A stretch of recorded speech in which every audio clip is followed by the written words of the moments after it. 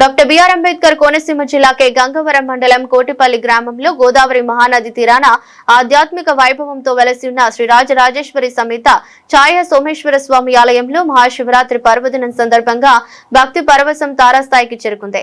తెల్లవారుజామున 3 గంటల నుంచే భక్తుల రద్దీ ప్రారంభమై ఆలయ ప్రాంగణం శివనామ స్మరణతో మారుమ్రోగింది.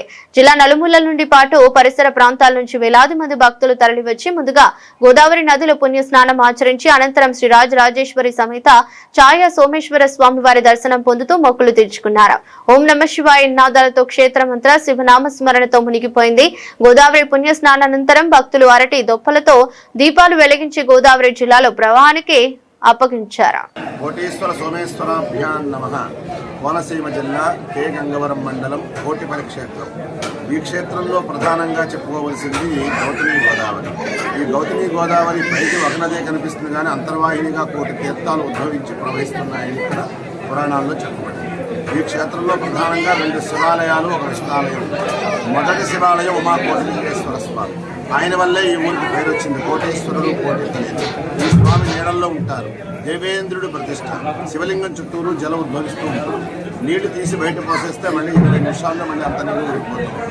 ఈ స్వామి యోగలింగము. నమస్కారం చేతనే మోక్షాన్ని ఇస్తాడు. కాకపోతే ప్రధాన ఆలయం సోమేశ్వర స్వామి. చంద్ర ప్రతిష్ట. ఆంధ్రప్రదేశ్లోనే అతి చిన్న శివలింగం. చంద్రుడి చేత ప్రతిష్ఠించబడిన శివలింగం. ఈ క్షేత్రంలో ముఖ్యంగా చెప్పుకోవలసింది జనార్దన స్వామి క్షేత్రపాలకుడు.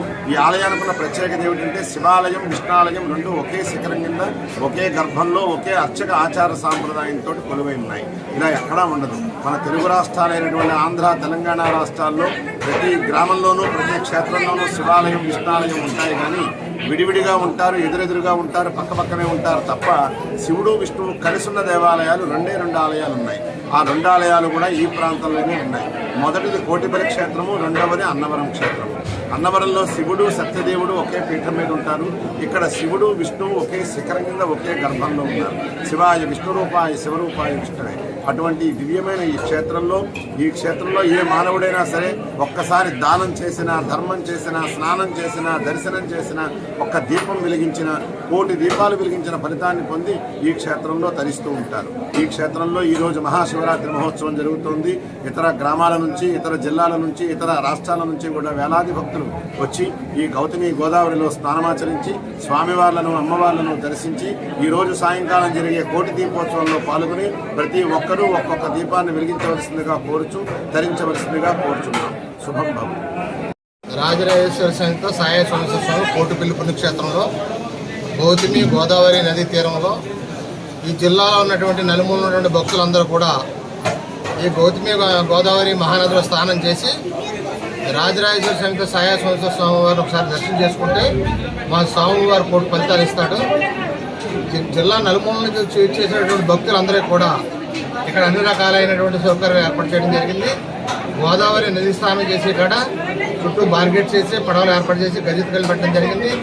అదేవిధంగా రేవూరు నుంచి అటు కోనసీమ నుంచి ఇటు అంబేద్కర్ కోనసీమ జిల్లా నుంచి కాకినాడ జిల్లాకు కానీ, తూర్పుగోదావరి జిల్లాకు కానీ, అదేవిధంగా పక్కనటువంటి పశ్చిమ గోదావరి జిల్లాకు కూడా వెళ్ళే భక్తులందరూ కూడా గౌతమి గోదావరి నదిపై పంటలు ఏర్పాటు చేయడం జరిగింది. అదేవిధంగా ఈ గ్రామంలో ఉన్నటువంటి స్వచ్ఛంద సంస్థలు అందరూ కూడా అన్ని స్వచ్ఛంద సంస్థలు కూడా ఇక్కడ కోటిపల్లి వచ్చేసే భక్తులందరికీ కూడా అన్ని రకాలైనటువంటి సౌకర్యాలు ఏర్పాటు చేయడం జరిగింది.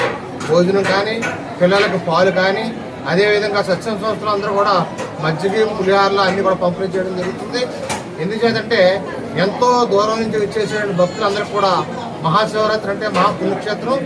అందుచేత గౌతమి గోదావరి నదిలో స్నానం చేసి రాజరాజేశ్వర ఛాయ సోమేశ్వర స్వామి వారిని ఒకసారి దర్శనం చేసుకుని, అదేవిధంగా శ్రీదేవి, భూదేవి సమేత విష్ణుమూర్తి వారిని కూడా దర్శనం చేసుకుని పక్కన ఉన్నటువంటి పంచారామాలో ఉన్నటువంటి ద్రాక్షారామాలో మాణిక్యమ్మ సమేత భీష్మ వారిని కూడా దర్శనం చేసుకుంటే భక్తులు వేలాది మంది వస్తారు. సుమారుగా ఈరోజు మా అంచనా ప్రకారంగా 1,00,000 మంది భక్తులు వస్తారని చెప్పేసి. ఎందువల్లంటే ఈ రోజు నాడు మహాశివరాత్రి ఆదివారం రావడం, అదేవిధంగా తర్వాత మన్నాడు సోమవారం రావడం, అందుచేత చాలామంది ఎంప్లాయీస్కి కానీ, అటు పనిచేసే వాళ్ళు కానీ, అధికారులకు కానీ అందరికి కూడా ఈరోజు సెలవు దినం కాబట్టి 1,00,000 మంది ఈ పుణ్యక్షేత్రం వస్తారని చెప్పేసి 1,00,000 మందికి కావాల్సిన ఏర్పాట్లన్నీ కూడా ఈ గౌతమి గోదావరి నది తీరాన్ని ఛాయ సోమేశ్వర స్వామి వారి సన్నిధిలో ఏర్పాట్లు చేయడం జరిగింది.